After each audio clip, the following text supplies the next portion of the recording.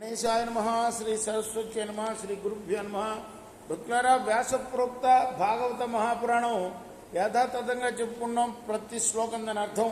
ఇందులో భాగంగా నిన్నటి వరకు 12 స్కందాలు గల ఈ భాగవతంలో 8 స్కందాలు పూర్తి చేసి 9వ స్కందంలోని 5 అధ్యాయాలు పూర్తి చేసి 6వ అధ్యాయంలోని 44వ శ్లోకం వరకు చెప్పుకున్నాం.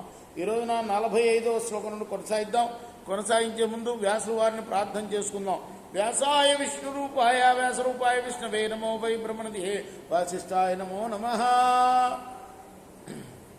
आंजनेयं महावीरं ब्रह्म विष्णु शिवात्मकं करुणार्कप्रभं शान्तं आंजनेयं नमाम्यहं सदा निम्बवृक्षस्य मूलाधिवासाः सुधाश्राविणं तिक्तमप्यप्रियन्तं तरुं कल्पवृक्षादिकं साधयन्तं नमामि ईश्वरं सद्गुरुं सायिनाथम्।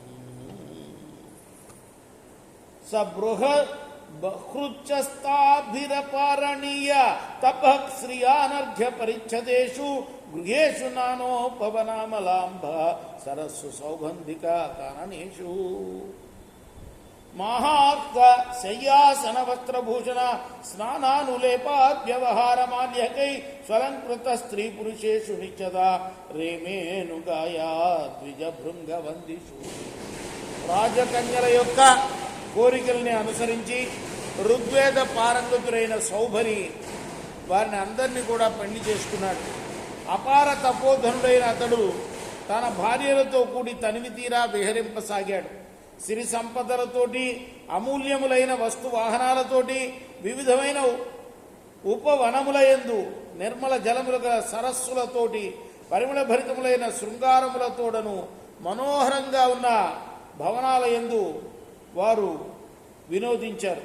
ఆ గృహాలయందు అమూల్యమైన తల్పములు, ఆసనాలు, వస్త్రాభరణాలు, స్నాన చందనాది అనులేపాలు, కమ్మటి భోజన పదార్థాలు, కనువిందు గావించే మాలికలు మొదలైనవి కొల్లలుగా ఉండేవి.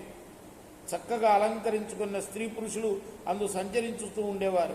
మధుర గానాలు కొనసాగుతూ ఉండేవి. పక్షుల కిలకిలారావాలు, తుమ్మిదల ఝంకారాలు, పందిమాగదుల స్తోత్రపాఠాలు వీణుల విందు గావిస్తూ ఉన్నాయి.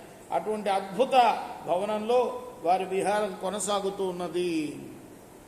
యద్గార్హస్యంతు సంవీక్ష సప్తద్వీపవతీపతి విస్మిత స్తంభమజః సార్వభౌమాశ్రియాన్వితం. సప్తద్వీప శోభితమైన భూమండలానికి అధిపతి అయిన మాంధాత చక్రవర్తి సౌభరి గృహస్థ సుఖజీవనాన్ని చూచి ఆశ్చర్యపడుతూ ఉండేవాడు. నేను గొప్ప సార్వభౌమ సంపదలు గల చక్రవర్తిని అనే గర్వం కూడా ఆయన నుండి తొలగిపోయింది. ఏవం గృహేష్వభిరతో విషయాన్ వివిధై సుఖై సేవమానో నాతుష్యద్ ఆజ్యస్తోకైరివానళ. ఈ విధంగా ఆ సౌభరి గృహస్థ సంబంధమైన వివిధమైన విషయ సుఖాల యందు మునిగి తేలుతూ ఉన్నాడు. పరిచారకుల సేవలను అందుకుంటున్నాడు. అయినా కూడా ఆజ్యధారలతో అగ్ని తృప్తి చెందేటట్లుగా అతడు ఇంద్రియ సుఖలోలుడై ఎంతకు కూడా సంతృష్టి చెందలేదు.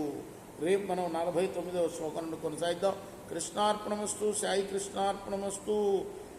స్వస్తి ప్రజాభ్య పరిపాలయంతాం న్యాయేన మార్గేణ మహిమహి చ గోబ్రాహ్మణేభ్య శుభమస్తు. నిత్యం లోకా సమస్తా సుఖినో భవంతు. కృష్ణార్పణమస్తు. శ్రీ సచ్చిదానంద సద్గురు సాయినాథ్ మహారాజ్ की जय। చేకోరా హారతి దిగో సద్గురునాథ దేవ సాయినాథ. పాంచభౌతిక తత్వములనే హారతు